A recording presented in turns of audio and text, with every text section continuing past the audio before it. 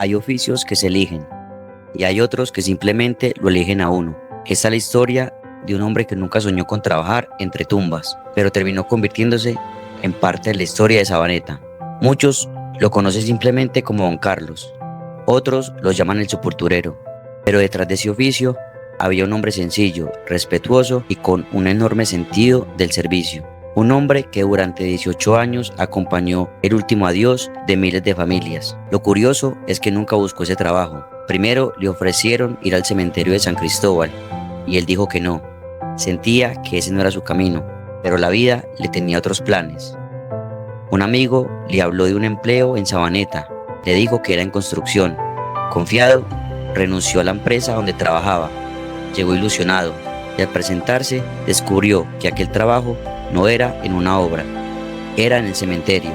Ya había renunciado, no había marcha atrás. Así comenzó una historia que duraría casi 2 décadas.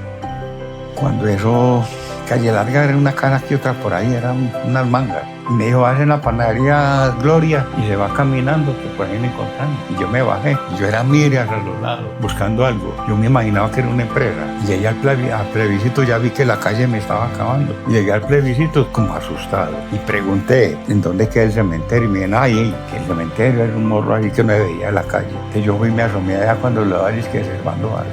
Entonces le digo, lo llamo, entonces sale. Y le digo, ¿dónde es el trabajo? Y me aquí. Y le dije, ¿aquí? Y le dije, no.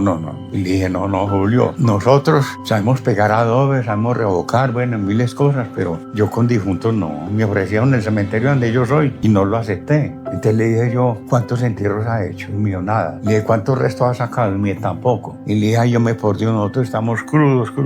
Con el tiempo aprendió que aquel lugar no era solamente un sitio de despedidas, era un lugar lleno de historias. Cada tumba tenía un nombre, cada nombre tenía una familia y detrás de cada familia habían lágrimas. Con los años dejó de sepultar desconocidos, comenzó a despedir amigos, vecinos, personas que saludaban en el parque y aún así nunca perdió el respeto. En aquella época las cosas eran muy diferentes. Muchos cuerpos llegaban directamente al cementerio. No existían muchos de los procedimientos que conocemos hoy. Le preguntamos cómo hacía para seguir en su vida después de enfrentar momentos tan difíciles. Con un NN, yo estaba en la casa, yo no había comido y llegaron y me tocaron. Que don Carlos, que esto y lo otro, me fui. Y me tocó el tipo, cuando lo chuzaron aquí para acá, que le de vapor y listo. Me tocó ver todo. Y para ahí tipo 11 de la noche para la casa. Llegamos a la casa a comer frijoles con garra. Escucharlo hablar así hace entender que el ser humano también aprende a convivir con el dolor, no porque deja de sentir, sino porque entiende que alguien tiene que hacer ese trabajo con dignidad. Pero el cementerio también guarda silencios difíciles de explicar. Y yo me iba a hacer esos pasillos arriba. Y ahí me llamaban de lejos, Carlos, el cementerio cerrado. Y yo les contestaba, ¿van a dejar trabajar o no van a dejar trabajar? Él nunca fue un hombre de exageraciones. Nunca buscó llamar la atención, simplemente contaba lo que vivió. Me llevaron a la tumba y él me miró a mí, Dios qué bendición. Y seguido, y arrodillado, pero conmigo. Y yo no le presté atención, fuimos a barrer. Y de regreso todavía la señora ahí. Y volvió otra vez. Nos entramos a la pieza y yo saqué un taburete y me puse a apoyar en el taburete, de espalda a la puerta. Cuando sentí como el bulto que arrimó y pidió un tinto que bien caliente. Yo le dije al otro, dale tinto. Y yo le dio el tinto en el pocillo del oso. Y cuando yo tenía reflejos y vi que como aquí así yo me paré, ahí cayó el pocillo con el tinto. Yo ya cogí un machete y le di la pared y le iba. Y a esta señora, ¿qué es lo que le pasa? Y la señora no me contestó nada y salía. Era caminando como alto del piso. Era una persona, yo verla normal. Pero lo diferente eran las vistas, pura candela. Esa no fue la única experiencia que lo marcó. Frente al cementerio había una cantinita y yo me salía ya el sábado para ahí tipo 3 de la tarde o algo así, y me ponía a mirar. El que entraba al cementerio bajaba una persona, un hombre de las partes de la carrilera, de negro. La cara nunca la daba para la calle, sino para el cementerio. Llegó al cementerio, se metía y arrancaba yo detrás y me perdía y yo no lo podía encontrar. Historias como esas quedaron guardadas entre muros del cementerio. Nunca intentó convencer a nadie, simplemente compartía lo que sus propios ojos habían visto. Pero hubo otra época mucho más difícil, la violencia. Me acuerdo el número de la bóveda, la 93, del San Joaquín.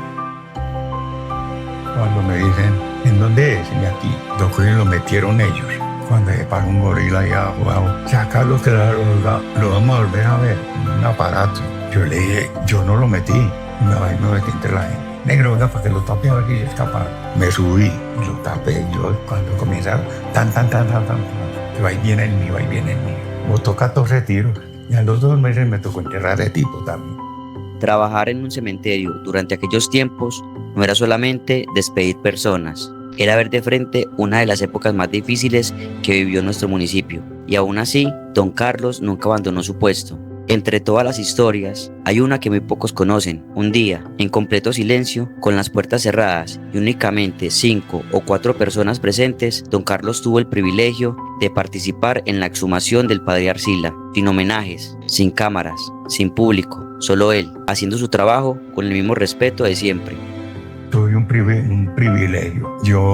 Ahí me tocó sacar los restos del padre Arcila. Hubo que cerrar el cementerio, la puerta cerrada. La gente decía, ¿qué pasa allá? ¿Qué pasa allá? Hasta que nosotros sacando los restos. Los sacamos y boom, para la iglesia. Nadie pudo ver nada.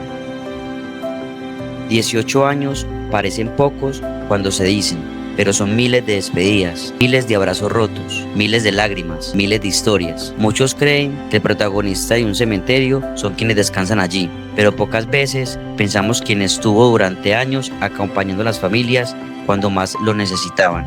Don Carlos nunca buscó reconocimiento, nunca salió en los periódicos, nunca pidió homenajes, simplemente hizo su trabajo con respeto, con amor y con una enorme dignidad.